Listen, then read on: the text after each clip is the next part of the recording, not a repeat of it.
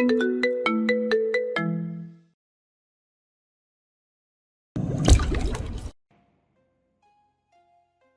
করছেন মেজবা? এত জোরে বাইক কেন চালাচ্ছেন? আকসার কণ্ঠ শুনে মেজবা বাইকের স্পিড আরো বাড়িয়ে দিল। মৃদু হেসে জবাব দিল, অ্যাজ মাই উইশ। প্লিজ আস্তে চালান মেজবা। ভয় পাচ্ছি আমি, অ্যাক্সিডেন্ট হয়ে যাবে তো। So sorry. হোয়াট? মেজবার কথা শুনে চরম আশ্চর্য হয়ে জিজ্ঞাসা করলো আকসা। মেজবা নির্বিকারভাবে পুনরায় বলল, সো সরি। আকসা এতক্ষণে বুঝতে পারলো পুরো ব্যাপারটা। মেজবা কেন এত স্পিডে বাইক চালাচ্ছে সেটাও বুঝে গেল। ও ইঙ্গিতটা বোঝা ওর জন্য খুব একটা কঠিন নয়। আকসা হতবিহ্বল হয়ে গেছে। সামান্য একটা কারণের জন্য মানুষ এমন করতে পারে, তবে এই মুহূর্তে বিরোধ করা জরুরি নয়। মেজবা ওকে নিশ্চুপ থাকতে দেখে বাইকের স্পিড আরো বাড়িয়ে দিল। একটা বড় ট্রাক একদম মেজবার বাইকের গা ঘেঁষে বেরিয়ে গেল। আকসা প্রায় কেঁদেই ফেলল। পেছন থেকে নিজের হাত দুটো মেজবার বুকে জড়িয়ে ধরে শার্টের কাছাকাছি অংশটুকু শক্তভাবে আঁকড়ে কান্নারত আকুল কণ্ঠে বলে উঠল, সরি মেজবা, না বুঝে ভুল করে ফেলেছি আমি। একটা বাজে মজা করে ফেলেছি, আপনার গায়ে পানি ফেলা উচিত হয়নি আমার। আর কখনো এমনটা করবো না আমি। I'm really sorry. আকসার আকুল কণ্ঠস্বর আর সরি শব্দটা শুনে মেজবা এবার বাইকের গতি কমিয়ে দিল। হালকা হেসে বিড়বিড় করল, ডিড ফর দ্যাট। রিফাত ভাইয়াদের বাসাটা দোতলা, ছোটখাটো তবে বেশ গোছানো এবং সুন্দর কারুকার্যের মার্জিত রুচিশীল পরিবেশ যাকে বলে। বাসার ভেতরটা বাঙালিয়ানা ছাপ দিচ্ছে। আকসা এখানে আসার পর থেকে ঘুরে ফিরে শুধু চারিপাশ দেখছে। রিফাত ভাইয়ার স্ত্রী সাথী আকসাকে ঘুরে ফিরে চারিপাশ দেখতে দেখে বললেন, চলো, আমি তোমাকে পুরো বাড়িটা ঘুরিয়ে নিয়ে আসি। আকসা দ্বিমত করল না। সোফায় রিফাত ভাইয়া এবং আরো দুজনের সাথে বসে মেজবা আড্ডা দিচ্ছে। বাকি দুজন ছিল যে মেজবার পরিচিত এবং তাদের সাথে খুব ভালো সম্পর্ক, সেটা মেজবার মন খোলা কথাবার্তা এবং ঠোঁটের কোণের হাসি দেখে স্পষ্ট বোঝা যাচ্ছে। সাথী ভাবির রান্না বান্না শেষ, তবে সবাই বলছিল কিছুক্ষণ পরে খেতে বসবে তারা, তাই এখনো খেতে দেওয়া হয়নি। তারা যখন বলবে তখন খাবার দেওয়া হবে। আকসা একবার আলোচনায় ব্যস্ত মেজবাকে এক পলক দেখে সাথী ভাবির সাথে উঠে চলে গেল। ড্রয়িং রুম, ডাইনিং রুম এবং রান্নাঘরে আলো জ্বললেও বাড়ির বাদবাকি অংশে কোথাও আলো নেই। নিচতলায় এক ঘর ভাড়াটিয়া থাকেন, তারা গ্রামের বাড়িতে গিয়েছেন। আর দোতলায় শুধুমাত্র রিফাত আর সাথী থাকেন। এটা রিফাতের বাবার গড়া বাড়ি। বাবা মা মারা যাওয়ার পর তাদের একান্ত ছোট সংসার এখানে। শুধুমাত্র তারাই থাকেন এই নিরিবিলি বাড়িতে। এই কারণে কোনো মেহমান আসলে তারা ভীষণ খুশি হয়। আকসাকে বাসার ভেতরটা ঘুরে দেখাতে দেখাতে এইসবই গল্প দিচ্ছিলেন সাথী ভাবি। সে আকসার চাইতে সম্ভবত বছর দুয়েকের বড় হবে, এজন্যে আকসা ভাবি সম্বোধন করছিল বারবার। এক পর্যায়ে সাথী বলল, আমাকে আপু বলে ডাকতে পারো। আকসা এতক্ষণ কিছুটা দ্বিধান্বিত থাকলেও সাথীর সাথে কথাবার্তা বলে এবার ধীরে ধীরে সহজ হলো। মেয়েটা বেশ মিশুক স্বভাবের, খুব দ্রুতই ওর সাথে সহজ হয়ে গেছে। আকসা মৃদু হেসে সাথীর কথার জবাবে বলল, আচ্ছা। সাথী আকসাকে তাদের ঘরের ব্যালকনিতে নিয়ে গিয়ে গাছ দেখিয়ে সেসব গাছ এখানে আনার গল্প করতে ব্যস্ত হলো। আকসা সাথীর কথা শুনতে শুনতে অন্যমনস্ক হলো। মেজবার ওই হাস্যোজ্জ্বল মুখটা মানুষ পোস্টে ভেসে উঠছে বারবার। বিয়ের আগে মেজবার সাথে রেস্টুরেন্টে সেই সাক্ষাতের দিন এমনই হাসি দেখেছিল আকসা। বিয়ের দিন তো মেজবার মুখও দেখতে পায়নি। এরপর আজ বিয়ের পর প্রথম সাক্ষাতে যতবার মেজবাকে ওর মুখোমুখি দেখেছে, একবারও লোকটার মুখে হাসি দেখেনিও। অন্তত আকসা সামনে থাকলে তো নয়। কই, অন্যদের সামনে তো খুব হাসি খুশি থাকে মেজবা, আকসার সামনে আসলে কেমন গম্ভীর হয়ে যায়। আকসা বেশ বুঝতে পারছে, তবে কিছু বলেনিও। সাথী হঠাৎ আকসাকে অন্যমনস্ক হতে দেখে ওর বাহু ঝাঁকিয়ে বলল, কি হয়েছে? তুমি হঠাৎ চুপ মেরে গেলে কেন? মন খারাপ নাকি? আকসা চকিতে হুঁশ ফিরে মাথা নেড়ে না বুঝালো। সাথী মুচকি হেসে বলল, নতুন বিয়ে তোমার, সব সময় হাসি খুশি থাকার কথা, তা নয় মুখ কালো করে আছো।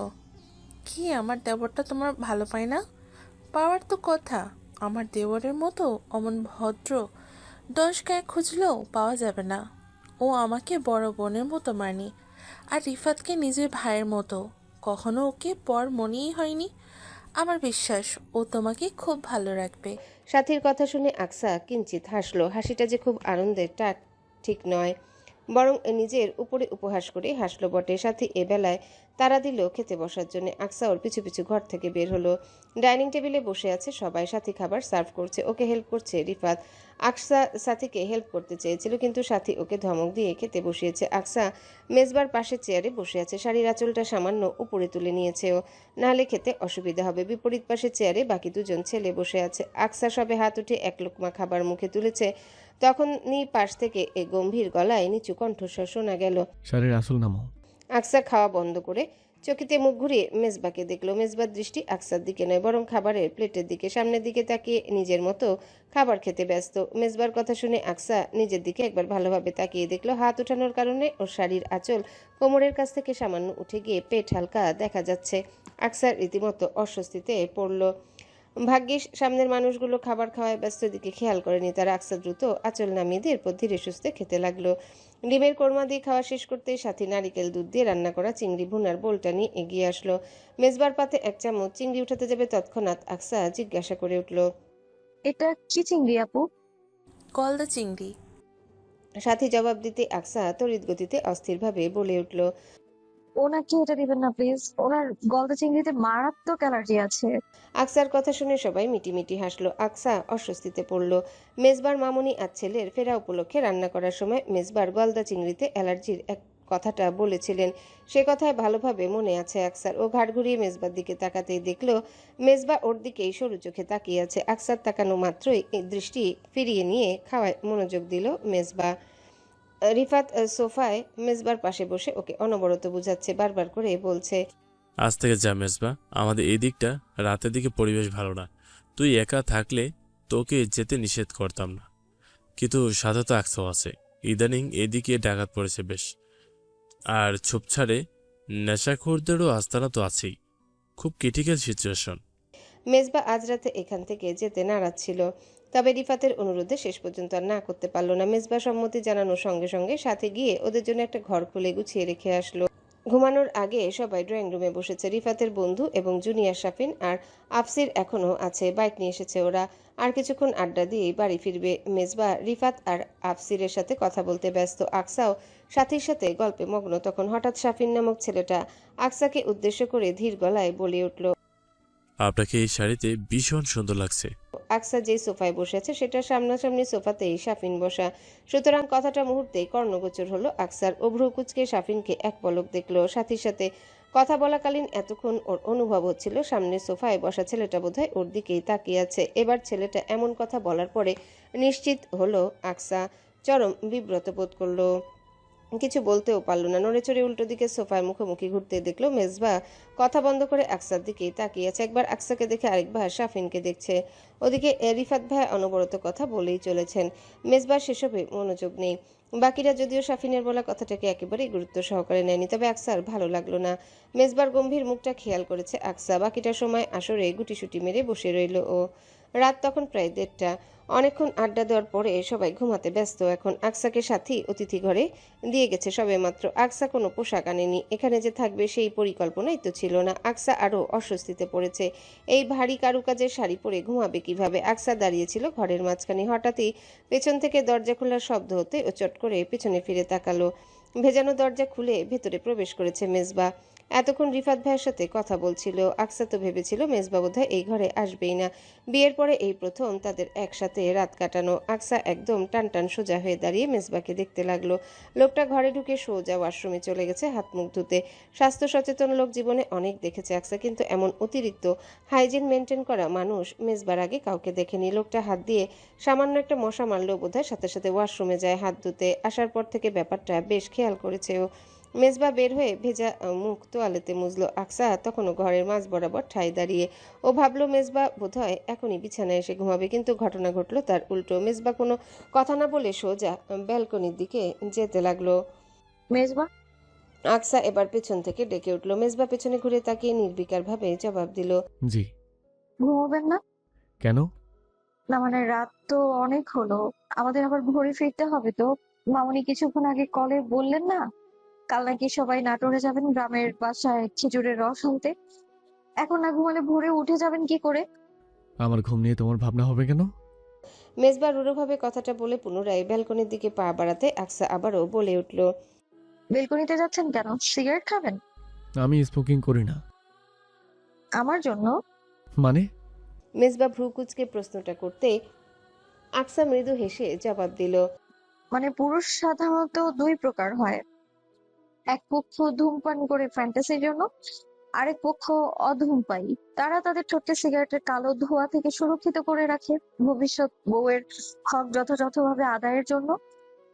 যেহেতু তাদের ওই পৌরসিক ঠোঁটের উপর শুধুমাত্র তাদের স্ত্রীদেরই অধিকার থাকে, তাই আকসার কথাগুলো শোনা মাত্রই মেজবা এমনভাবে কপালে ভাঁজ ফেলে ভ্রু কুঁচকে ওর দিকে তাকালো, যেন দুনিয়ার সবচেয়ে জঘন্য এবং বেরসিক কথা শুনেছে। মেজবা আকসাকে উপেক্ষা করে প্রায় চলেই যাচ্ছিল। তখন আকসা মুখ মোছার জন্য শাড়ির আঁচল ওঠাতেই মেজবা হঠাৎ দাঁড়িয়ে গেল। পুনরায় পেছনে ফিরে এসে আকসার সামনে 2 কদম এগুলো। হাত দুয়েক দূরত্ব বজায় রেখে মেজবা প্যান্টের পকেটে 2 হাত রেখে মুখ উঁচু করে দাঁড়িয়ে কঠিন সুরে বলল, এই শাড়ির আসল যেন উপরে না ওঠে। শাড়ি পরলে ভালোভাবে পরবে। পশ্চিমাদের মতো শাড়ি পরা আমার পছন্দ নয়। শাড়ি হলো আমার মা চাষিদের মার্জিত পোশাক। পরলে তাদের মতোই পরবে, নালে পরা বাদ দেবে। এই কথা আজই ফার্স্ট এবং লাস্টবারের মতো বলছি, আর কখনো বলবো না। আমার ওয়াইফের শরীর অন্য কোনো পুরুষ দেখুক, এটা আমি টলারেট করবো না।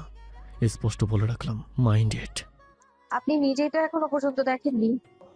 আকসার কথাটা শুনে মেজবা দাঁড়িয়ে গেল, তবে পিছু ফিরে তাকালো না। আকসা আকুল হয়ে রইল মেজবা পেছনে ফিরে কিছু অন্তত বলুক, কিন্তু মেজবা ওর দিকে ফিরেও তাকালো না। গটগট পায়ে হেঁটে ব্যালকনিতে চলে গেল। এ মুখ হলো না আর। আকসা বিড়বিড় করেই বলল, নিজেও দেখবে না, আবার এমন কঠোর কথাও শোনাবে। ভোর প্রায় 5:30 বাজে তখন। আকসার যখন ঘুম ভাঙলো তখন ও নিজেকে মেজবার বাহুতে অবস্থান করতে দেখে ভ্রু কুঁচকে ফেললো। রাতে তো মেজবা ব্যালকনিতে চলে গিয়েছিল। এরপর আকসা সোজা এসে বিছানার একপাশে ঘুমিয়ে পড়েছে। তারপর আর কিছু মনে নেই ওর। এখন ঘুম ভাঙার পর নিজেকে বিপরীত পাশে মেজবার বুকের উপর দেখে হতচকিত হলো। আকসার খোলা চুলগুলো মেজবার মুখের উপরে গিয়ে ছড়িয়ে ছিটিয়ে পড়ে আছে। আকসা মনে করার চেষ্টা করতে লাগলো রাতে আর কিছু হয়েছে কিনা। আকসার মাথায় নানান কথা ঘুরছে। তখনই মেজবা চোখ মেলে তাকালো। সবে ঘুম ভেঙেছে, চোখ হালকা লাল হয়ে আছে, বোধহয় রাতে ভালো ঘুম হয়নি। মেজবাকে নিজের দিকে তাকিয়ে থাকতে দেখে আকসা তড়িৎ গতিতে চট করে সরে গেল ওর গায়ের উপর থেকে। গতকাল রাতে শাড়ির আঁচলটা গায়ের উপরে 2 পাশ থেকে ভালোভাবে টেনে নিয়ে ঘুমালেও এখন পুরোপুরি এলোমেলো হয়ে গেছে। বিছানার এক কোণে মেঝের উপর ঝুলে পড়ে আছে আঁচলটা। আকসা দ্রুত আঁচল টেনে এনে গায়ে ভালোভাবে জড়িয়ে নিল। মেজবার দিকে তাকাতে দেখলো মেজবা বালিশে হাত ঠেকিয়ে শুয়ে নির্বিকারভাবে এক দৃষ্টিতে ওর দিকেই তাকিয়ে আছে। আকসা চরম বিব্রত বোধ করলো। কিঞ্চিত সরে বসে চড়চড়ে গলায় মেজবাকে উদ্দেশ্য করে প্রশ্ন করলো। আপনি বিছানায় কেন? ফ্লোরে থাকার কথা। নিজের প্রশ্নের বিপরীতে পাল্টা প্রশ্নটা পেয়ে আকসার মেজাজ প্রচন্ড খারাপ হলো। ও আরো জোর গলায় বলল, আপনি তো বেলকনিতে ছিলেন, তাহলে বিছানায় এসেছেন কি কারণে? As my wish, why should I give you an explanation? মেজবা রুড়ো জবাবটা শুনে আকসাও দমে গেল না, বরং বিছানার চাদর টেনে ধরে পূর্বের তুলনায় দ্বিগুণ ভ্রু কুঁচকে বলল, ওকে, মেনে নিলাম আপনার ইচ্ছা। আপনি আমাকে এই ব্যাপারে কোনো কৈফিয়ত দেবেন না, তবে এই কথাটা অন্তত বলবেন। আপনি আমার কাছে কেন এসেছেন? লজ্জা করার সুযোগের সদ্ব্যবহার করতে? একটা মেয়ের অজান্তে তার সাথে বাজে কাজ করার চেষ্টা করেন কোন বিবেকে আপনি? আকসার রাগে শরীর কাঁপছে। ইচ্ছে হচ্ছে এখনই মেজবার গাল বরাবর জোরে সোরে একটা থাপ্পড় বসিয়ে দিতে। তবে নেহায়াতি বয়সে বড় বিধে আকসা নিজেকে নিয়ন্ত্রণ করলো। মেজবা এবার শোয়া থেকে উঠে বসলো। আকসার মুখোমুখি বসে চোখের সামনে আঙ্গুল রেখে বলল, কাম অন, আমি তোমার কাছে যাইনি, বরং তুমি নিজ জায়গা ছেড়ে আমার কাছে এসেছো। মেমোরি কি খুব বেশি উইক তোমার? মন করে দেখো, রাতে কোথায় ঘুমিয়েছিলে তুমি? ঘুমালে তো কোনো হুঁশ থাকে না তোমার। পাশে যে একজন নিরীহ মানুষ ঘুমিয়ে থাকতে পারে সেটাও ফিল করতে পারো না। গায়ে মাথা হাত পা উঠিয়ে দাও, মানুষের উপর টর্চার করে ছাড়ো। ফার্দার এমন কিছু করলে ধাক্কা মেরে ফেলে দেবো বিছনা থেকে। পাগল ছাগল কোথাকার। মেজবার কথা শুনে আকসা এবার ভালোভাবে খেয়াল করে দেখলো রাতে ডান পাশে ঘুমালো, বাম পাশে চলে এসেছে পরে। ঘুমের ঘরেই ঘটনাটা ঘটেছে। এদিকে আকসা আরও মেজবার উপরে চড়াও হচ্ছিল। তবে মেজবার এই কথার বিপরীতে ও আর পাল্টা কিছু বলতে পারলো না। ওদিকে সাথী বাইরে থেকে ডাকছে। সকালে নাস্তা সেরে আধা ঘন্টার মধ্যে বেরিয়ে পড়বে ওরা। বাসায় ফিরে আবার ব্যাগপত্র গোছাতে হবে। সেখান থেকে 2 দিনের জন্য নাটোরে। নাটোর লালপুর উপজেলা হালসা গ্রাম। এই গ্রামে মেজবার খালামনির বাড়ি। আজ সবাই বেড়াতে এসেছে এখানে। মেজবা আসা মাত্রই খালাতার মামাতো ভাইদের সঙ্গে বেরিয়েছে। আকসা মিহিয়া রিমুর সাথে সরিষা খেতে ঘুরতে এসেছে। বাকিরা সবাই বড় ঘরে বসে গল্পগুজব করছেন। আকসাদের ওর শাশুড়ি বলেছেন বাইরে থেকে একটু ঘোরাঘুরি করে আসতে। দুপুরে খাবার সময় হতে এখনো ঘন্টাখানেক। আর যেহেতু এখানে বেশি দিন থাকাও হচ্ছে না এবং একই সাথে ঘোরার জায়গাও অনেক, তাই সময় সুযোগ পেলেই চারপাশে ঘুরে দেখা ভালো। নচেত ঘোরাঘুরির জন্য 2 দিন তুলনামূলক খুব কম সময়। আকসা ফোন ক্যামেরায় মিহিয়ার রিমুকে ফটো তুলে দিতে ব্যস্ত ছিল। হঠাৎ একটা নোটিফিকেশন আসায় স্ক্রিনে চোখ রাখতে স্বয়ংক্রিয়ভাবে ভ্রু কুঁচকে গেল আকসার। পর মুহূর্তেও স্বাভাবিক হওয়ার চেষ্টা করলো। জোরপূর্বক মুখে সামান্য হাসির রেখা টেনে এনে সামনের দিকে এগিয়ে গিয়ে মিহিদের বলল, তোমরা একটু এদিকে ঘুরতে থাকো, আমি ওপাশে গেলাম। মিহি আবার আকসার লেজুর বলা চলে। আকসার প্রায় সমবয়সী হওয়ায় ওকে ছাড়তেই চায় না। ওদের জমেও ভালো। মিহি আবদার করে বলল। আমরাও তোমার সাথে আসি ভাবি। আকসার তৎক্ষণাৎ মাথা নেড়ে দ্বিরুক্তি করে বলল। না না, তোমরা এখানে ঘুরো না। ওই দেখো, ওখানে কত সুন্দর একটা প্লেস, দারুণ ফটো আসবে কিন্তু। আর একটু পরে রোদ পড়ে যাবে, তখন ছবি ভালো আসবে না। এখনই সময় থাকতে গিয়ে তুলে আসো। আমি আশেপাশেই আছি, কিছুক্ষণ পরে এসে তোমাদের সাথে ফিরবো। আকসা ইনিয়ে বিনিয়ে ওদেরকে ধাতিয়ে পাঠিয়ে দিল। মিহি আর রিমু কিছুটা দূরে যেতে আকসা দ্রুত সরে গেল ওখান থেকে। সরিষা ক্ষেতের আশেপাশে অনেক গাছপালা। একটা বড় তাল গাছের পাশে গিয়ে দাঁড়ালো আকসা। সেখান থেকে উকি দিয়ে দেখে নিল এখানে দাঁড়ালে দূর থেকে ওকে ভালোভাবে লক্ষ্য করা যায় না। এবার নিশ্চিত হলো। স্বস্তির নিঃশ্বাস ফেলে ফোনের লক খুলে তড়িঘড়ি করে কাজটা করতে লাগলো। কল রিসিভ করে ফোন নিতে ওপাশ থেকে পরিচিত কণ্ঠস্বরটা শুনে মৃদু হাসলো আকসা। এরপর প্রায় মিনিট 15 সময় একটানা কথা বলল। যতক্ষণ কথা বলেছে পুরোটা সময় ঠোঁটের কোণে হাসি লেগে রইল। দুপুরে আকসাদের খেতে দেওয়া হয়েছে ছাদে। বাড়ি ভর্তি মানুষজন। নিচতলায় মেজবার খালার বড় জায়রা থাকেন, ওপরতলায় তারা। দোতলায় ডাইনিংয়ে বড়রা সবাই খেতে বসেছেন। মেজবা ডাইনিংয়ে বসতে যাচ্ছিল। মিহি বড় ভাইকে টেনে নিজেদের সাথে নিয়ে এসেছে। আকসার পাশেই ভাইকে বসিয়ে দিয়েছে। আকসার মনোযোগ ফোনের দিকে ছিল। মেজবাকে আসতে দেখে নড়ে চড়ে বসলো। লোকটা বোধহয় মাত্রই ফিরেছে এখানে। এতক্ষণ কোথায় ছিল কে জানে। আকসা অবশ্য জিজ্ঞাসা করবে না।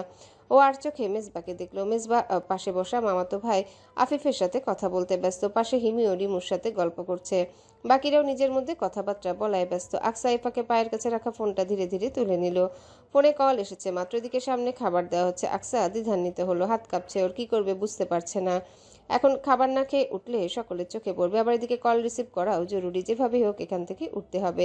খালামণি খাবার বেড়ে দিচ্ছেন সামনে। আকসা হঠাৎ পানির বোতল একটা তুলে নিয়ে উঠে গেল। খালামণি ওকে মাদুর থেকে উঠে যেতে দেখে জিজ্ঞাসা করলেন।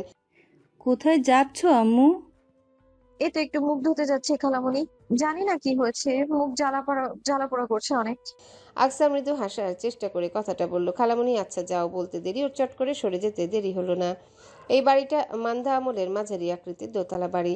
গ্রাম হিসাবে এমন বাড়ি সচরাচর দেখা যায় না, তবে যৌথ পরিবারের জন্য একদম যথোপযুক্ত বলা চলে। এই বাড়ির ছাদটা ঠিক সোজা সাপটা নয়, বরং এটা কতগুলো ভাগে বিভক্ত বলা যায়। ছাদের পেছন দিকে বেশ খানিকটা অংশ রয়েছে। সামনের দিকে বসলে পেছন দিকটা দেখা যায় না। মাঝখানে ছোট চিলে কোঠার দেয়ালের জন্য আড়াল হয়ে থাকে। আকসা সেদিকে চলে আসলো দ্রুত। ফোন সাইলেন্ট করা ছিল ওর। তখনও অনবরত বেজেই চলেছে। চটপট কল রিসিভ করে কানে ধরে অস্থির কণ্ঠে বলল। খেতে বসেছি আমি, এখন কল দিন না প্লিজ, কেউ দেখে ফেলবে তো। ফোনের ওপাশ থেকে কিছু একটা বলা হতে আকসা মৃদু হেসে বলল।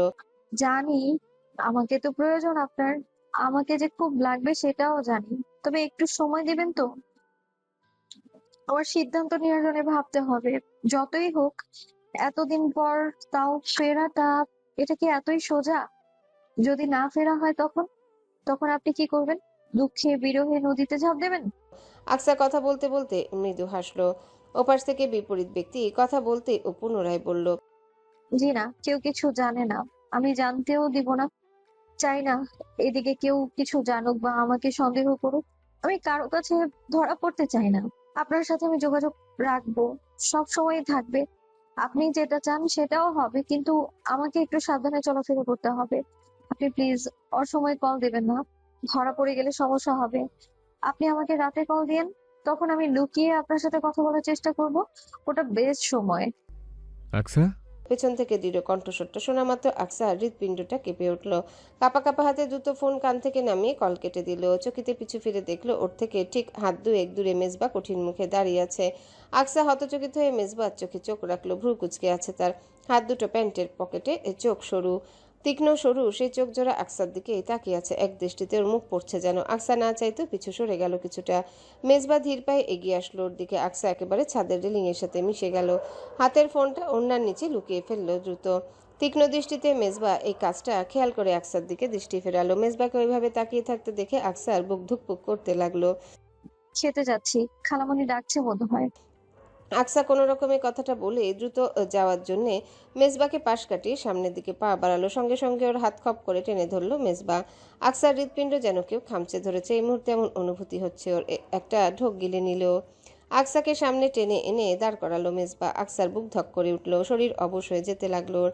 মেজবা ধরা গলায় প্রশ্ন করলো। নার্ভাস তুমি? আহা, আকসা ঘন ঘন মাথা নেড়ে জবাবটা দেয়। মেজবা পুনরায় জিজ্ঞাসা করে। তাহলে কি ভয় পাচ্ছ? হুম, না। মেজবার প্রশ্নে আকসা কিঞ্চিত চমকে উঠে জবাবটা দিল। ওর কথা শুনে মেজবা সামান্য হাসলো। হাসিটা কেমন অদ্ভুত, বোঝা গেল না ঠিক কী কারণে হাসলো। আকসা মেজবার পুরো মুখে দৃষ্টি বিচরণ করে লোকটার হাবভাব বোঝার চেষ্টা করতে লাগলো। মেজবা সামান্য ঝুঁকে গম্ভীর গলায় বলল, জানো তো মানুষ কখন ভয় পায়? কখন? আকসা কাঁপা কাঁপা গলায় পাল্টা প্রশ্ন করলো। মেজবা জবাব দিল, যখন সে অন্যায় করে। বিনা কারণে তো আর মানুষ ভয় পাওয়ার কথা না। Basic psychology by the way. তারপর বলো, তুমি কি এমন অন্যায় করেছো? মেজবা এমন সরাসরি প্রশ্ন করাতে আকসার চোখের পাতা কাঁপলো। ও আমতা আমতা করতে লাগলো। মেজবা, আমি আসলে খিদে পেয়েছে, খেতে যাব। আকসা পুনরায় পা বাড়াতে মেজবা ওকে টেনে আনলো। এবার আর হাত ছাড়লো না, ধরে রাখলো শক্ত করে। হাতের বাহু চেপে ধরে নিজের কাছে টেনে এনে রেলিংয়ের সাথে মিশিয়ে নিল ওকে। মেজবা একদম শান্ত, কিছু হয়নি যেন। ওর চোখে মুখে নির্বিকারত্ব। আকসা বুঝতে পারছে না মেজবা কিছু বুঝেছে কিনা। লোকটার হঠাৎ এখানে আসার কি দরকার ছিল। আকসার ভেতরে ভেতরে প্রচন্ড আফসোস হতে লাগলো। কেন যে এখন এখানে আসতে গেল, পরে কথা বললেও তো হতো। মেজবা নিয়মিত ব্যায়ামাকৃত শক্তপোক্ত হাতের বাঁধন থেকে নিজেকে ছাড়ানোর চেষ্টা করেও পারল না আকসা। কাউকে সমানে প্রশ্ন করেই চলেছে, কেন ভয় পাচ্ছ, কি করছো এইসব। কিন্তু আকসা কোনো জবাব দিতে পারছে না। এবার মেজবা হুট করেই বলে উঠল, রাতে কার সাথে এত জরুরি কথা তোমার? কে সে ব্যক্তি যার সাথে রাতে লোকে কথা বলতে হয়, দিনের বেলা যায় না? বলো আমাকে, আমার তো জানা দরকার। কই কাকসা, খাওয়া ছেড়ে উঠে এসেছি, টাইম ওয়েস্ট করো না আমার। আকসার থুতনি উঁচু করে ধরে বারবার প্রশ্ন করতে লাগলো মেজবা। আকসা পারলে কেঁদে ফেলে। এবার মুখের এক্সপ্রেশন আপাতত তেমনই ওর। মেজবা ওর এই কষ্টদায়ক অবস্থা দেখেও গড়ল না। আকসাকে এবার টেনে ছাদের ওপরে সেই ছোট চিলেকোঠা ঘরটার ভিতর নিয়ে গেল। আকসা ভয় পেল। মেজবা ওকে ভয় পেতে দেখে বলল, ভয় নেই, তোমাকে এখানে আটকে রেখে যাব না। চাই না আমাদের স্বামী স্ত্রীর মধ্যকার কথাবার্তা কেউ শোন। আমাদের ভেতরকার কনভারসেশন কারোর সামনে রিভিল করতে রাজি নই আমি। তোমাকে ছেড়ে দেবো আকসা, কিছু বলবো না। জাস্ট আমার কোশ্চেনে অ্যান্সার দিয়ে দাও প্লিজ, রিকোয়েস্ট করছি। আকসা মাথা নিচু করে দাঁড়িয়ে আছে, কেঁদে ফেলবে এমন একটা অবস্থা। মেজবাহর কাঁধে হাত রেখে দাঁড়িয়ে আছে জবাবের আশায়। তবে আকসা একেবারেই নিশ্চুপ, একটা কথাও বেরোচ্ছে না ওর মুখ থেকে। হঠাৎ হাতের মুঠোয় শক্ত করে রাখা ফোনের স্ক্রিন জল জল করে উঠলো। আকসা একবার ফোন দেখে সামনে তাকিয়ে দেখলো মেজবা কঠিন মুখে ওর ফোন স্ক্রিনের দিকেই তাকিয়ে আছে। ফোনে কল এসেছে, সেটা স্ক্রিনে ভেসে উঠেছে। মেজবা তড়িৎ গতিতে ফোনটা টেনে নিল আকসার হাত থেকে। কল রিসিভ করার চেষ্টা করলো, তবে কোনো লাভ হলো না। কল রিসিভ করতে হলে আগে ফোনের লক খুলতে হবে। মেজবা আকসাকে কঠিন সুরে জিজ্ঞাসা করলো, লুক, বলো। বলবো না, বলবো না আমি। আকসা আতঙ্কিত হয়ে বারবার মাথা নেড়ে জবাবটা দেয়। মেজবা এবার ছেড়ে দিল ওকে। ফোনটা হাত থেকে ছুঁড়ে ফেলে দিল ঘরে পড়ে থাকা কাগজপত্রের স্তূপের উপর। আকসা ভয়ার্ত চাহনিতে দেখলো মেজবাকে। মেজবা রুড়ো স্বরে বলল, পৃথিবীতে দুই ধরনের মানুষকে আমি সবসময় ঘৃণা করি। তাদের মধ্যে এক পক্ষ হলো প্রতারণাকারী। প্রতারকদের আমি খুব ঘৃণা করি। Once a teacher, always a teacher. That's why I hate teacher. গম্ভীর গলায় কঠিন সুরে কথাটা আকসার দিকে ইঙ্গিতাত্মকভাবে ছুড়ে দিয়ে মেজবা উল্টো দিকে ফিরে এক কদম পা বাড়াতে আকসা আচানক পেছন থেকে মেজবার হাতের বাহু গলিয়ে ওকে শক্ত করে জড়িয়ে ধরে কেঁদে ফেলল। কান্নারত স্বরে বলে উঠল, আমি প্রতারক না মেজবা। প্রতারক না তুমি? না, আমি প্রতারক নই। মেজবার প্রশ্নের জবাবে আকসা কথাটা বলে আরো শক্ত করে ওর শার্টের বোতামের দিককার অংশ খামচে ধরল। মেজবার পরনের পিচরঙা শার্ট আকসা ধরে রাখার কারণে দুমড়ে মুচড়ে অগোছালো হয়ে গেছে। মেজবা একবার নিজের পরিহিত শার্টের বুকের অংশে জোরালোভাবে খামচে ধরে রাখা চিকন হাতটা এক পলক দেখে শক্ত গলায় গম্ভীর স্বরে বলল, প্রতারক নও তুমি? মেজবার কথাটা শোনা মাত্রই আকসা ধীরে ধীরে হাতের মুঠো আলগা করে নিল। মেজবা সরে দাঁড়িয়ে ওর মুখোমুখি হলো। আকসার চোখে চোখ রেখে দৃঢ়তার সহিত বলল, চোখ সরাবে না। যা প্রশ্ন করব সেগুলো সঠিক জবাব দিবে। কার সাথে কথা বলছিলে ফোনে? আছে একজন। একজনটা কে? ডিটেলসে বলো। বলতে পারবো না। হোয়াই? জানি না। জানো না মানে? আকসার দিকে আরো খানিকটা এগিয়ে গিয়ে চড়া গলায় প্রশ্নটা করলো মেজবা। আকসা নতমুখে পুনরায় জবাব দিল। জানি না আমি। কথাটা বলে ওর এক মুহূর্ত দাঁড়ালো না সেখানে। বের হওয়ার পথ খোলাই ছিল। এই সুযোগে দৌড় দিল। মেজবা চাইলে ওকে আটকে রাখতে পারত, তবে স্বেচ্ছায় ছেড়ে দিল। বিড়বিড় করে দৃঢ় গলায় বলল, ওকে। দুপুরের খাওয়ার পর সবাই বেরিয়েছে। পাশের গ্রামে একটা বিল আছে, সেখানে যাবে বলে। সেই গ্রামে যাওয়ার জন্য একটা মাঝারি আকৃতির নদী পাড়ি দিতে হয়।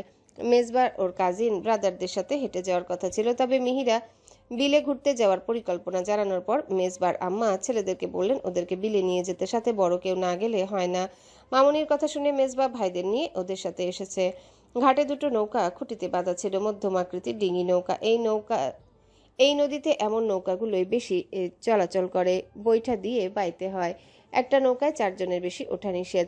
তাহসিন, রিমু, মিহি আর মেজবার মামাতো ভাই আফ্রিদি একটা নৌকায় উঠলো। আকসা ওদের সাথে একই নৌকায় যেতে চাইছিল, তবে দুর্ভাগ্যবশত দেরি করে ফেলেছে ওরা সবাই আগে উঠে গেছে। আরেকটা নৌকা আছে, এটাতে আফিফ, মেজবা আর আকসার ওঠার কথা। মাঝি দ্রুত উঠতে বললেন। আফিফ আগে উঠে অপর প্রান্তে গিয়ে বসে পড়ল। মেজবা উঠে গেছে নৌকায়, আকসা দাঁড়িয়ে আছে দ্বিধান্বিত হয়ে।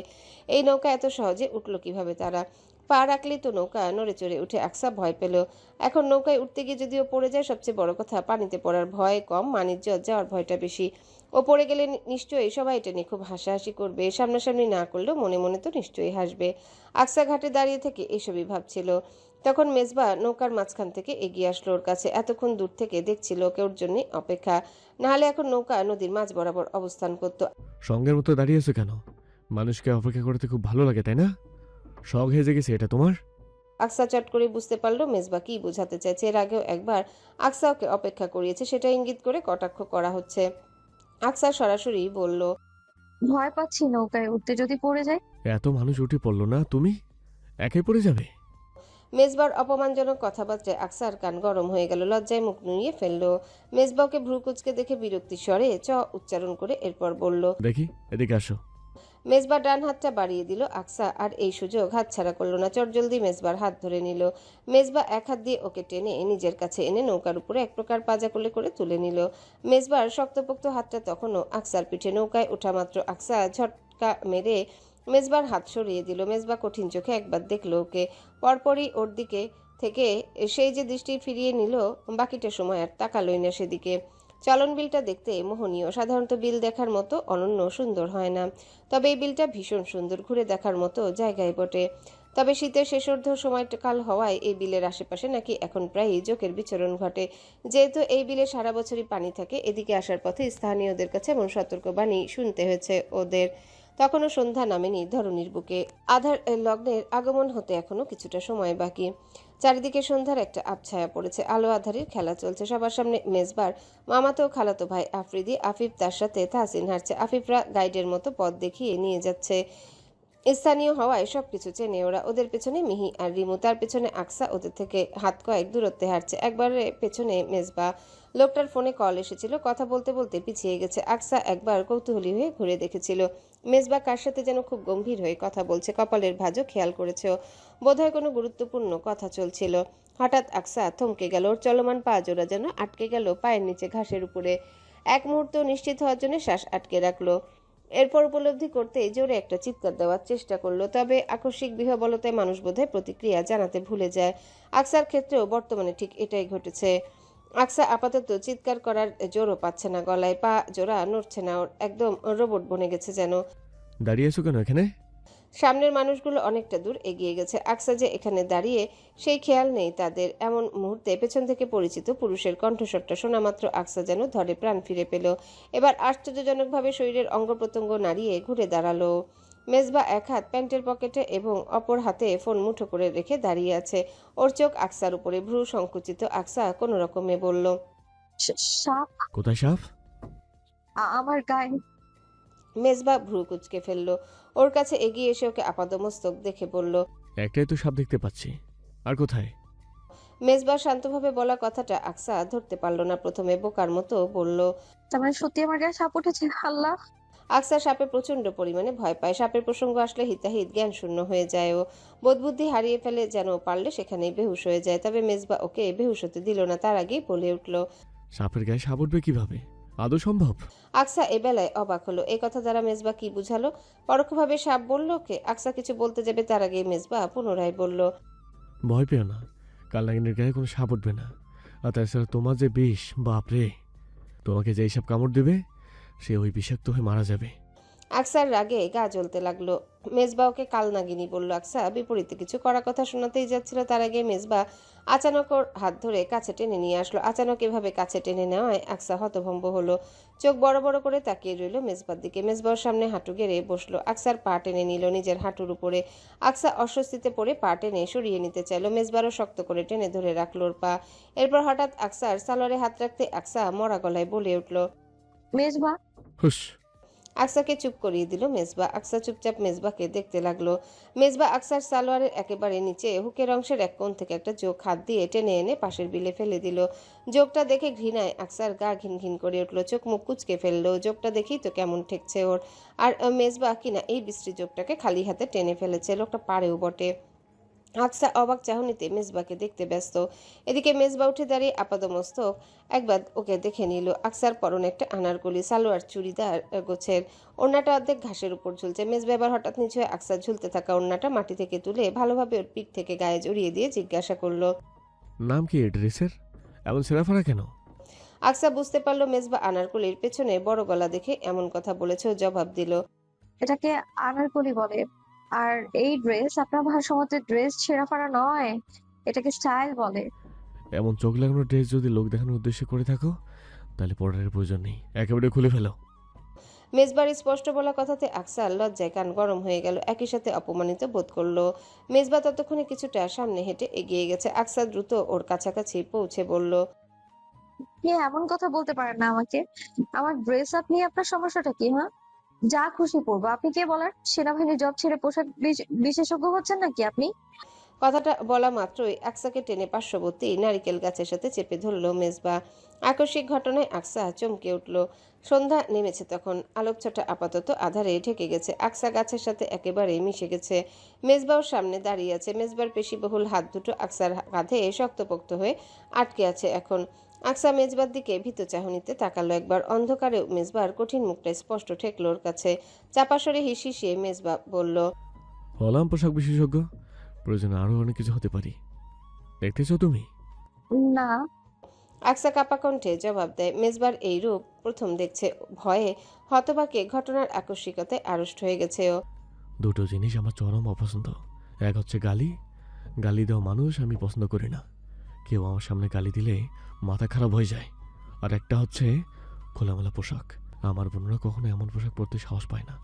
কখনো আমার চোখে পড়লে মামুনিকে দিয়ে নিষেধাজ্ঞা জারি করে দিয়েছি।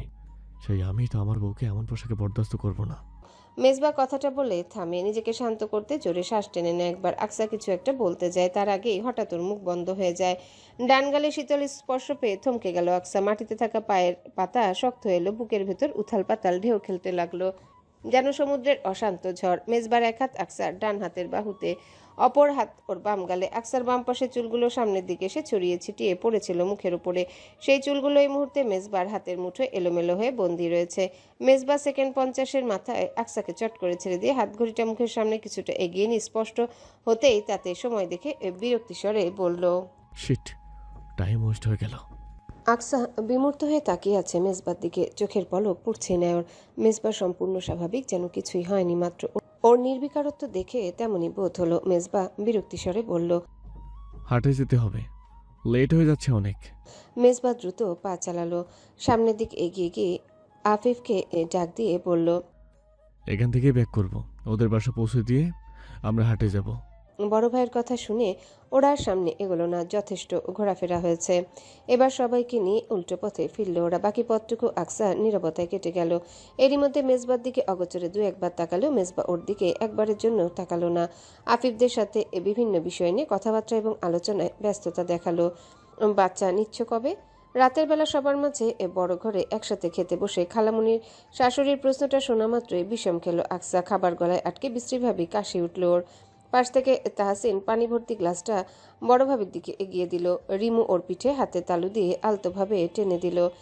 আকসা পানি খেয়ে নিজেকে শান্ত করে সামনের সারিতে বসে এক মনে খেতে ব্যস্ত লোকটাকে দেখল। মেজবা দিব্যি খেয়েই চলেছে। ভরা আসরের মাঝে কথাটা বলা হয়েছে, এমন নয় যে মেজবার কান অব্দি কথাটা পৌঁছায়নি, এবং উপস্থিত প্রত্যেকটা মানুষ খুব স্পষ্টভাবেই কথাটা শুনেছে। আকসা বিব্রত বোধ করলো। এই আধুনিক যুগে এসেও মানুষ কলিযুগের মতো এহেন প্রশ্ন করতে পারে, ওর ধারণাতেই ছিল না। ঈশা বেগম পাশে বসে খাচ্ছিলেন। আকসাকে অপ্রস্তুত হতে দেখে তিনি পরিস্থিতি শান্ত করতে মৃদু হেসে বললেন, বিয়ে তো ওদের সবে মাত্র হলো, আর কটা দিন যাক, ওরা একটু ঘোরাফেরা করুক, তারপর না হয় নিজেদের মধ্যে আলোচনা করে বাচ্চা কাচ্চার ব্যাপারে ভাববে। আকসা খেয়াল করলো শাশুড়ির কথাটা বলা মাত্রই মেজবা খাওয়া ছেড়ে হাত ধুয়ে উঠে গেল শতরঞ্জি থেকে। মেজবার মা খালারা অনেক ডাকলেন, তবু মেজবা ফিরে তাকালো না। ঈশা বেগম বোনের সাথে আরো চিন্তিত হয়ে আলোচনা করতে লাগলেন, তার ছেলের হঠাৎ হলোটা কি। আকসারা সবাই খালামুনিদের ছাদে মাদুর বিছিয়ে বসেছিল। রাতের খাবার খাওয়ার পরে ওরা আগামীকাল ভোরে খেজুরের রস তোলা দেখতে যাবে, সেটা নিয়ে কথাবার্তা হচ্ছিল। আকসা টুকটাক সায় দিচ্ছিল ওদের সাথে, তবে মাঝে মধ্যে বেশ অন্যমনস্ক হয়ে পড়ছিল। তাহসিন নিচে গিয়েছে পিঠা আনতে। এখানে আপাতত আকসা, রিমু, হিমি আর ছোট খালামুনির মেয়ে মারিয়া উপস্থিত। তুমি আকসা? আকসা মিহিকে কিছু একটা বলছিল, তখনই হঠাৎ পেছন থেকে একটা মেয়েলি কণ্ঠস্বরটা শোনা গেল। আকসা নিজের নাম শুনে পেছনে ঘুরে তাকাতেই দেখলো আনুমানিক বছর 17-র একটা মেয়ে হাসি হাসি মুখ করে দাঁড়িয়ে আছে সেখানে। এই মেয়েটাকে আসার পর থেকে তো এ বাড়িতে দেখেনি। কে এই মেয়ে? আকসা চেনে না, তবু সৌজন্যতার খাতিরে জবাব দিল, জি। তোমাকে খুঁজছিলাম।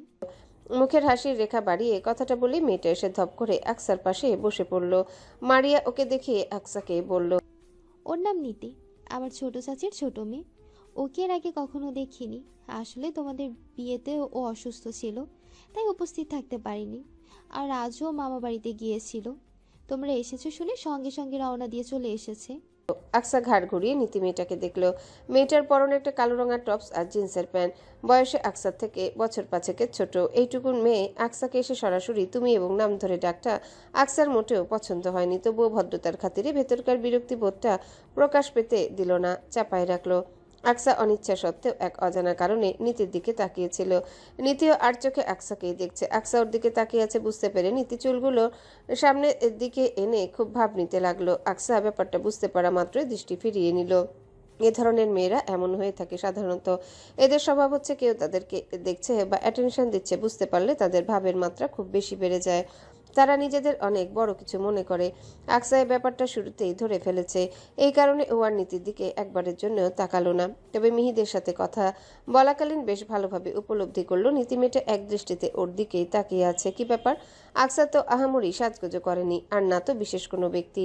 তাহলে এভাবে দেখার কি আছে? ও চরম বিব্রত বোধ করলো। রাত তখন প্রায় 10:30। মিহি নিজের ফোনটা রিমুর হাতে দিয়ে মারিয়া আপুর সাথে নিচে গিয়েছে। ওদেরকে ডাকা হয়েছে মাত্র। নিচে অতিথি আপ্যায়নে পিঠাপুলি বানানোর আয়োজন চলছিল সন্ধ্যা থেকে। আকসারা আর নিচে নামেনি বলে ওদের জন্য পিঠাপুলি উপরে নিয়ে যেতে ডেকেছেন খালামুনি, এজন্য মিহিরা নিচে গিয়েছে। ছাদে এখন শুধুমাত্র অবস্থান করছে আকসা, রিমু আর নীতি।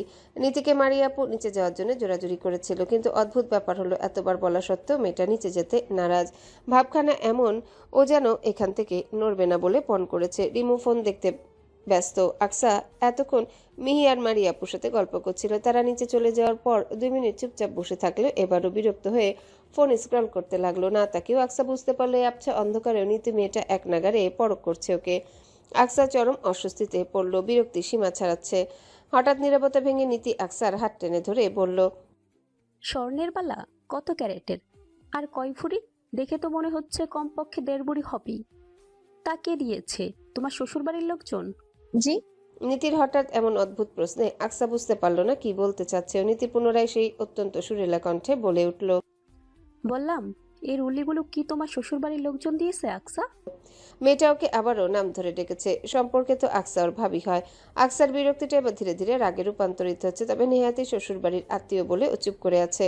হয়তো মেয়েটা বয়সে ছোট বলে বোধ বুদ্ধি কম, ছোট ভেবেই আকসা চুপ করে রইল, কিছু বলল না। তবে নীতি চুপ থাকলো না, ও আবারও বলল, বাহ, দেখে শুনে তো বেশ মালদার পাটি জুটিয়েছ। কি কপাল তোমার, নাকি নিজেই ফাঁসিয়ে নিয়েছ? আকসা হতবাক, এই মেয়ে বলে কি? আকসার মুখে কথা বাঁধলো। চরম আশ্চর্য হয়ে যেন কথা বলতে ভুলে গেছে। আকসা নিজেকে স্বাভাবিক করেই বলল, বুঝতে পারছি না কি বলতে চাইছো তুমি। বুঝার মতো কথা, এত বড় ধাড়ি মেয়ে তুমি, এতটুকু বোঝো না কি বলতে চাই? তোমাদের তো প্রেমের সম্পর্ক না। আর মেজবাকে আমি যতদূর চিনি, 2 দিনের মেয়ে পছন্দ করে বিয়ে করার মতো ছেলে না। তাহলে তুমি তার মতো এক্সক্লুসিভ একজনকে পেলে কিভাবে? ফাঁসিয়েছ নাকি? Shut up.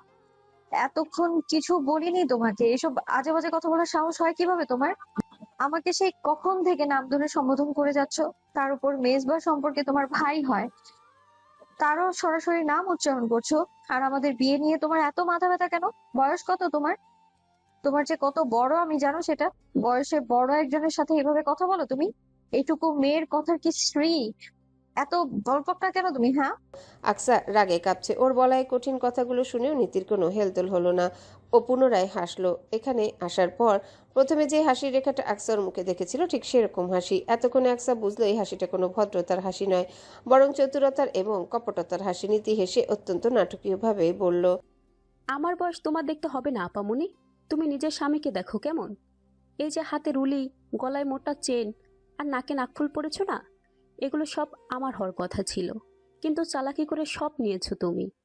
এসবের পরও কোনো অধিকার দেখাও কথা নয় তোমার, এমনকি মেজবার উপরও না। মেজবা তো আমার। আকসা এক অজানা আশঙ্কায় আটকে উঠল, বুক দুরু দুরু করতে লাগলো। নীতি কপটতার হাসি দিয়ে বলল, দুর্ভাগ্যক্রমে তুমি তাকে ফাঁসিয়ে নিলে, অথচ তোমার জায়গায় আমার থাকার কথা ছিল। মেজবার বুকে মাথা রেখে আমার ঘুমানোর কথা ছিল, তার সাথে আমার সব কিছু হওয়ার কথা ছিল। আমি অষ্টরম্ভা, এমন কিছু নেই আমি পারি না। রান্নাবান্না হতে শুরু করে মানুষের মুগ্ধ করা, সব কিছু। তোমার ফ্যাশন সেন্সও তো ভালো না। আর আমাকে দেখো, আমার মতো মেয়েরাই। আমি শুধু ভাবি, তোমাকে উনি কেন বিয়ে করলো? কালো জাদু করেছো নিশ্চয়ই। আকসার প্রথম কথাগুলো শুনে শরীর গরম হতে লাগলো, হাত মুঠো করে ফেললো। ও নীতির কথা শুনে ওকে এবার ভালোভাবে লক্ষ্য করলো। মেয়েটার রংচটা চুল, সোজা কথায় যাকে বলে কালার করা, তাও যে সে কালার না, একেবারে খাস বাদামি রং, যেটা তার স্কিন টোনের সাথে একদমই যাচ্ছে না। ভ্রুও প্লাক করা, সাথে নিয়মিত বোধহয় মুখ হতে পশম তুলে। আকসার মেয়েটার ফ্যাশন নিয়ে মোটেও মাথা ব্যথা ছিল না, যার যার ব্যক্তিগত ইচ্ছা আর কি। তবে এই মেয়ের মুখে ফ্যাশন সেন্সের কথা শুনে ও মনে মনে কপট হাসলো। নীতি সেই হাসি দেখে কি বুঝলো কে জানে, তবে ও দমে গেল না। এবার চূড়ান্ত কাজটা করে ফেললো। আকসাকে উদ্দেশ্য করে কটাক্ষে বলল, তোমাকে একটা জিনিস দেখাই, হ্যাঁ? তোমার স্বামীর কীর্তি একটু দেখো। নীতি ওর হাতের মুঠোয় থাকা ফোনটা তুলে ধরে গ্যালারিতে ঢুকে আকসার সামনে মেলে ধরলো। আকসা হতবাক হয়ে তাকিয়ে রইল। গ্যালারিতে দেখা যাচ্ছে একটা ফটো, যেখানে মেজবা গাছের পাশে বসে ডাব কাটছে, আর নীতি মজা করে মেজবার পাশে বসে ওর হাত টেনে ধরে রেখেছে।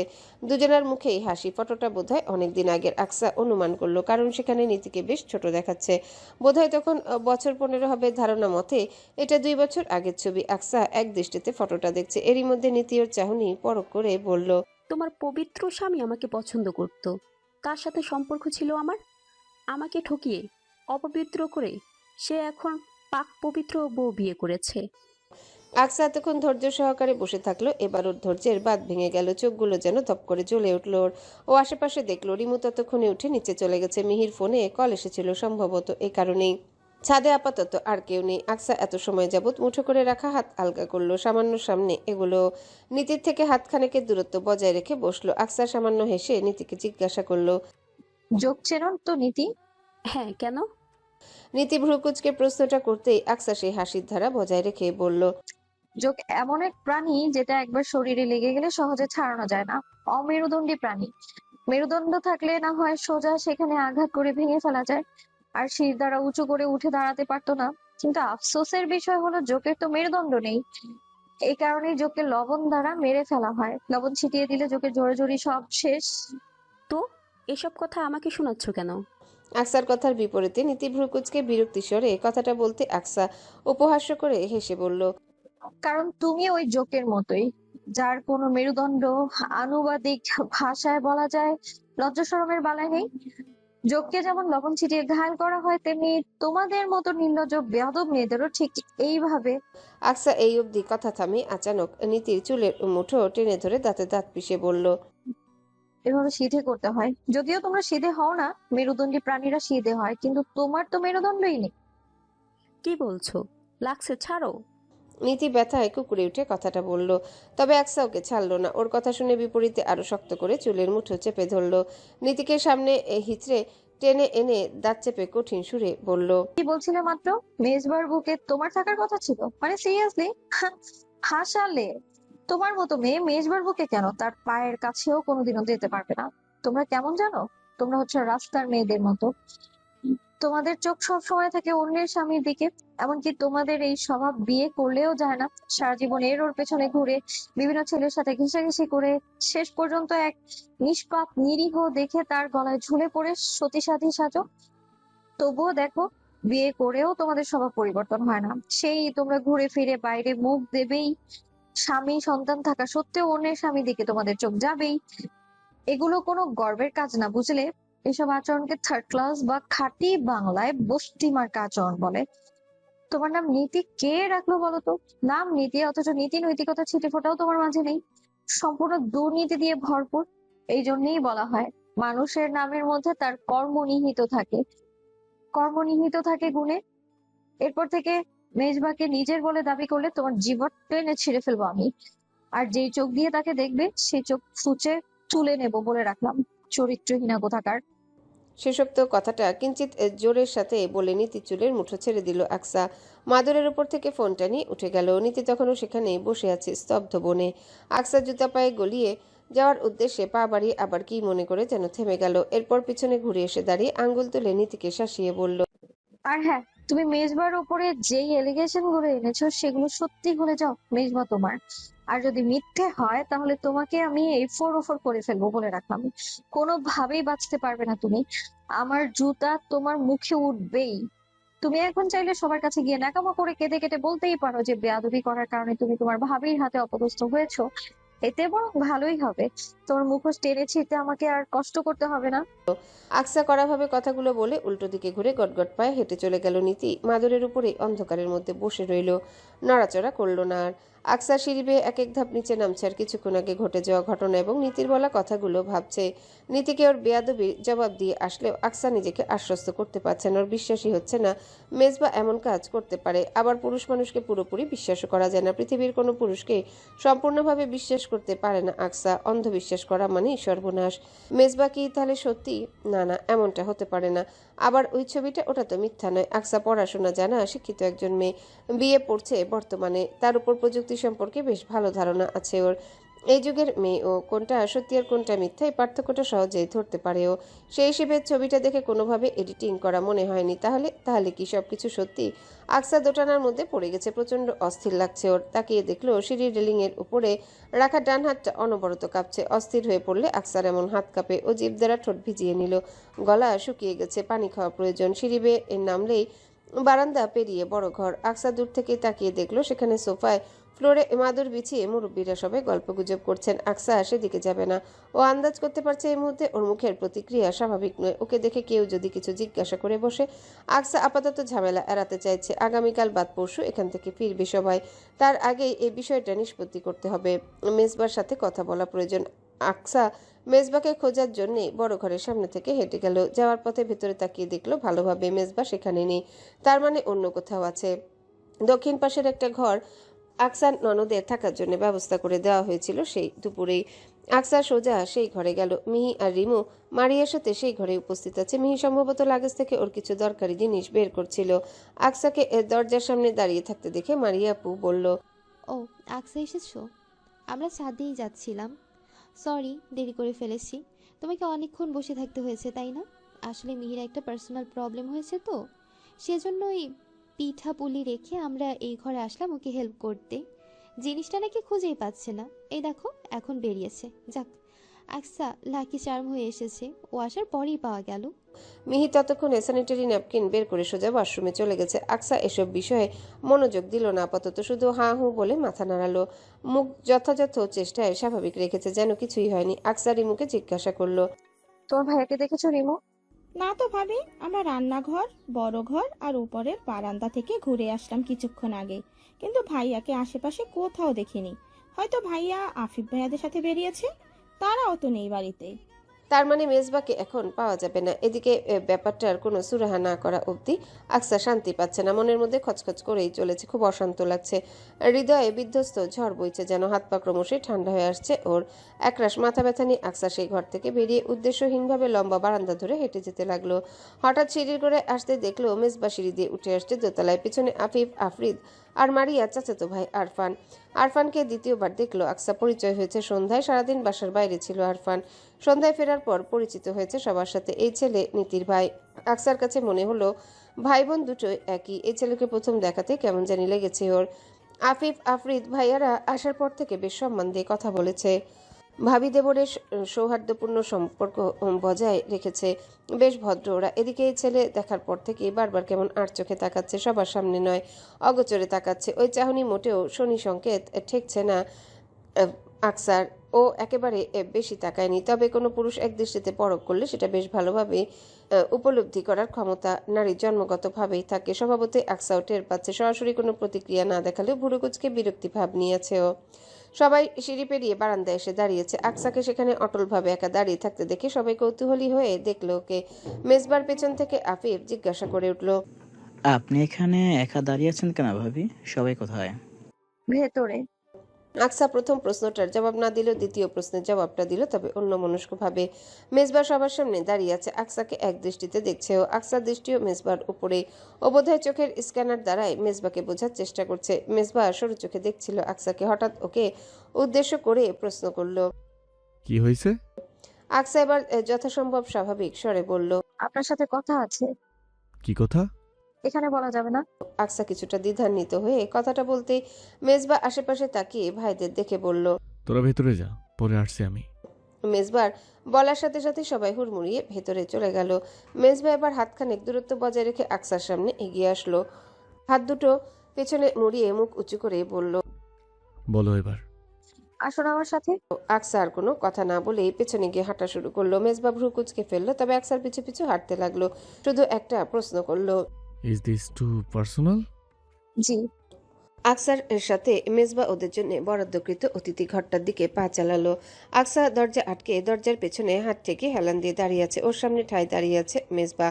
ভ্রু দ্বিমাত্রিকতায় কুঁচকে আছে ওর, চোখে মুখে কৌতূহল। মেজবা কখনো এতটা প্রতিক্রিয়া দেখায়নি কোনো ব্যাপারে, তবে আজ দেখাচ্ছে। আকসার অবস্থা স্বাভাবিক নয়, কেমন যেন অস্বাভাবিক আচরণ করছে মেয়েটা, চোখ মুখ উদ্ভ্রান্ত ওর। মেজবা এই নিয়ে প্রায় মিনিট দুয়েক দাঁড়িয়ে আছে। আকসা কিছু বলছে না, শুধু এক দৃষ্টিতে দেখছে ওকে। মেজবা এবার কিছুটা বিরক্তির স্বরে জিজ্ঞাসা করলো, কি হয়েছে? কিছু বলছো না কেন? টাইম ওয়েস্ট হচ্ছে আমার। প্রশ্নটা করা মাত্রই আকসা চোখের পলক এগিয়ে এসে মেজবার শার্টের কলার চেপে ধরল। মেজবা আচানক অপ্রত্যাশিত হামলায় টাল সামলাতে না পেরে কিছুটা ঝুঁকে পড়ল পেছনে। একটা কাঠে চেয়ার রাখা ছিল, সেই চেয়ারে হাত রেখে সামলে নিল। সঙ্গে সঙ্গে হাত মুঠো করে নিয়ন্ত্রণ করলো। আকসার দিকে কঠিন দৃষ্টি ফেললো। আকসা সেই চাহনি তো আক্কা করলো না। ও দাঁতে দাঁত পিষিয়ে বলল, বউয়ের ক্ষেত্রে টাইম ওয়েস্ট আর অন্য মেয়েদের ক্ষেত্রে অপবিত্রতা। ভালোই তো পারেন অভিনয় করতে। আর্মি অফিসার হয়েছেন কি কারণে? তার চেয়ে ভালো অভিনেতা হয়ে যেতেন। তবে হিরোর রোলে আপনি টিকবেন না, ভিলেন হিসেবে বেস্ট হবেন আপনি। যা চরিত্র। শেষোক্ত কথাটা বলা মাত্রই আকসার কোমরে টান পড়ল। আকসা কোমর টেনে মেজবা ওকে শক্ত করে পেঁচিয়ে ধরেছে। আকসা নিজেকে ছাড়ানোর প্রাণপণ চেষ্টা করলো। মেজবার বুকে অজস্র ঘুষি আর ধাক্কা মেরে জোরে জোরে চেঁচিয়ে বলল, ছাড়ুন আমায়, অসহ্য লাগছে আমার আপনাকে। আকসার কোনো কথা মেজবা কানেই নিল না। ও মুখ কুচিয়ে প্রশ্ন করলো, হোয়াট ডু ইউ মিন? তুমি চরিত্র নিয়ে কথা বলছো কাকে? আমার ক্যারেক্টার সম্পর্কে জানো তুমি? কোন আইডিয়া আছে তোমার? কোন আন্দাজে তুমি আমার ক্যারেক্টার নিয়ে কথা বলার সাহস পাও? Tell me. এখন মুখ ঘুরিয়ে নিচ্ছ কেন? আকসা অন্যদিকে মুখ ঘুরিয়ে রেখে জবাব দিল, আপনি সত্যি খুব ভালো মেজবা, যেমনটা দেখান তেমনই। কি আদৌ ভদ্র নাকি লোক দেখান আপনি? সেই কৈফিয়ত আমি তোমাকে দিব না। তুমি জাস্ট আমার ক্যারেক্টারের উপর যে এলিগেশন এনেছো সেটা প্রুভ করবে, নাহলে তোমাকে আমি ছাড়বো না। আজ পর্যন্ত কেউ কোনোদিন আমার ক্যারেক্টার নিয়ে কথা বলার সাহস বা স্কোপ কোনোটাই পাইনি। সেখানে তুমি কি হিসেবে বললে? হ্যাঁ, হাউ ডিয়ার ইউ? মেজবা কিঞ্চিত চিৎকার করে ধমকের প্রশ্নটা করলো। আকসা কেঁপে উঠল। এর আগে কোনোদিনও মেজবাকে এতটা রেগে যেতে দেখেনি। অবশ্য এর আগে বললেও ভুল হবে, আজ পর্যন্ত কোনোদিনও মেজবার রাগই দেখেনি, এটাই প্রথমবার। এই রাগ বোধহয় না দেখলেই ভালো হতো। আকসার আফসোস হচ্ছে এখন। ও অস্থির চোখে মেজবাকে দেখলো। মেজবার হ্যাজেল চোখের মনির বাইরে সাদা অংশ কিঞ্চিত লাল বর্ণ ধারণ করেছে। ওর কোমর আরো শক্ত করে পেঁচিয়ে ধরেছে মেজবা। আকসা ব্যথা পাচ্ছে বেশ, তবে হার মানছে না। ব্যথা পাওয়ার কথাও কোনোভাবে মেজবাকে বলবে না, দুর্বল হবে না। মেজবা আকসার কাছ থেকে কোনো প্রতিউত্তর না পেয়ে পুনরায় বলল, তুমি যদি মেয়ে না হতে তাহলে আজ কনফার্ম আমার হাতে কমপক্ষে 10টা থাপ্পড় খেতে, শুধুমাত্র আমার ক্যারেক্টার নিয়ে কথা বলার কারণে। মেয়ে হওয়ার জন্য বেঁচে গেলে, কিন্তু কোনো ক্লারিফিকেশন না দিয়ে তুমি ছাড়া পাবে না। আকসা এবার নীরবতা ভেঙে ক্রন্দনরত সুরে বলে উঠল, আপনি এতই ভালো যে নিজের খালাতো বোনের চাচাতো বোনের সাথে অনৈতিক সম্পর্ক করেন, যে কিনা আপনার বোনের মতোই। কথাটা শোনা মাত্রই আকসাকে এক ধাক্কায় বিছানার উপর টেনে ফেললো মেজবা। রাগে হিতাহিত জ্ঞান শূন্য ও মাথায় রক্ত উঠে গেছে যেন। আকসাকে বিছানার সাথে দুই হাতে চেপে ধরে দাঁতে দাঁত পিষিয়ে পড়ল। খুন করে ফেলবো তোমাকে, জিব্বা টেনে ছিঁড়ে ফেলবো তোমার। তুমি আমার সম্পর্কে এইসব নোংরা কথা বলার সাহস পাও কিভাবে? এইসব ডিসগাস্টিং কথা বলছো কেন? হোয়াই? Answer me. মেজবার ধমকে আকসা কেঁপে উঠল, তবু দমে গেল না। ও সমান জোরের সাথে বলল, যা শুনেছি তাই বলেছি, ভুল তো কিছু বলিনি। কি শুনেছো? আপনারা নীতির অনৈতিক আকসা সম্পূর্ণ কথা শেষ করতে পারল না। তার আগে মেজবার বলিষ্ঠ হাত দ্বারা আকসার মুখ চেপে ধরে কঠিন গলায় বলল, চুপ, একদম চুপ। এই মুখ থেকে যেন আমার ক্যারেক্টার সম্পর্কে আর একটা বাজে কথা না বের হয়, তা না হলে জানে মেরে ফেলবো। মেজবা এখনো শান্ত হয়নি, আকসাকে ছাড়েওনি। আকসা এবার সত্যি কেঁদে ফেললো। ওর কান্না দেখে মেজবা ধীরে ধীরে কিছুটা শান্ত হলো। আকসা কাঁদতে কাঁদতে বলল, নীতি বলেছে আমাকে আপনার নাকি ওর সাথে সম্পর্ক ছিল, আপনি নাকি ওকে অপবিত্র করেছেন। আপনাদের একটা ফটো দেখিয়েছে আমাকে যেখানে নীতি আপনার হাত ধরেছিল, আপনারা হাসছিলেন। আর ব্যাস, আর কিছু শুনতে চাই না। আকসাকে থামিয়ে দিল মেজবা। উঠে বসলো। আকসা শোয়া থেকেই দেখলো মেজবার কপালে শিরা ফুলে গেছে। বোধহয় অনেক বেশি রেগে আছে। আকসার যা বলার দরকার ছিল বলা শেষ, এবার যা হওয়ার হোক। মেজবা পকেট থেকে ফোন বের করে কাকে যেন ফোন করলো। কল রিসিভ হওয়ার পর মেজবা কথা বলতেই আকসা বুঝতে পারলো ফোন কলটা মিহিকে করা হয়েছে। মেজবা ফোনের ওপাশে মিহির উদ্দেশ্যে বলল, মিহি, ইমিডিয়েট আমাদের রুমে আয় তো। হ্যাঁ, যে রুমটা আমাদের দেওয়া হয়েছে, কুইক। মেজবা কল কেটে আকসার দিকে তাকালো। আকসা বড় বড় চোখ করে মেজবার দিকেই তাকিয়েছিল। ওদের মাঝে হাত দিয়ে রেখে দূরত্ব। মেজবা আকসার হাত ধরে একটানে টেনে এনে দূরত্ব মেটালো। দুজন এখন মুখোমুখি বসে আছে। আকসার উদ্গ্রীব চাহনি মেজবার রাগী চেহারার উপর। মেজবা তবু শান্ত গলায় আকসার হাত ধরে বলল, আমার উপর তোমার একটু বিশ্বাস আছে? হঠাৎ এই কথা? আকসাকে থামিয়ে দিয়ে মেজবা শক্ত গলায় পুনরায় প্রশ্ন করলো, আছে? হ্যাঁ কি না? আমতামতা না করে 10টা এক কথা অ্যান্সার করবে। জি আছে। আকসা মিথ্যা বলতে পারল না। এতক্ষণ চেঁচামেচি করে প্রতিক্রিয়া দেখালেও বাস্তবিক অর্থে সে মেজবাকে বিশ্বাস করে।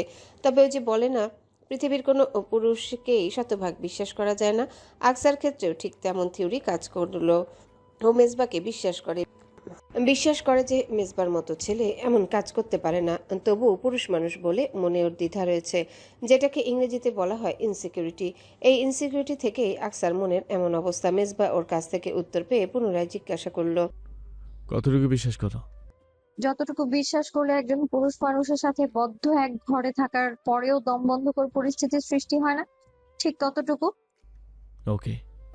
মেজবা উঠে দাঁড়ালো। ততক্ষণে মিহিও চলে এসেছে। ও ঘরের দরজার সামনে এসে টোকা দিতে মেজবা ভেতরে আসতে ইশারা করলো। মিহি এসে একপাশে দাঁড়ালো। ভাই ভাবিকে একসাথে এভাবে মুখোমুখি বসতে দেখেনি কখনো। তার উপর ওর ভাইয়ের চোখে মুখের এই গাম্ভীর্যতা আর বিরল রাগটা দেখে মিহি হতচকিত এবং বেশ কৌতূহলী হলো। হয়েছেটা কি?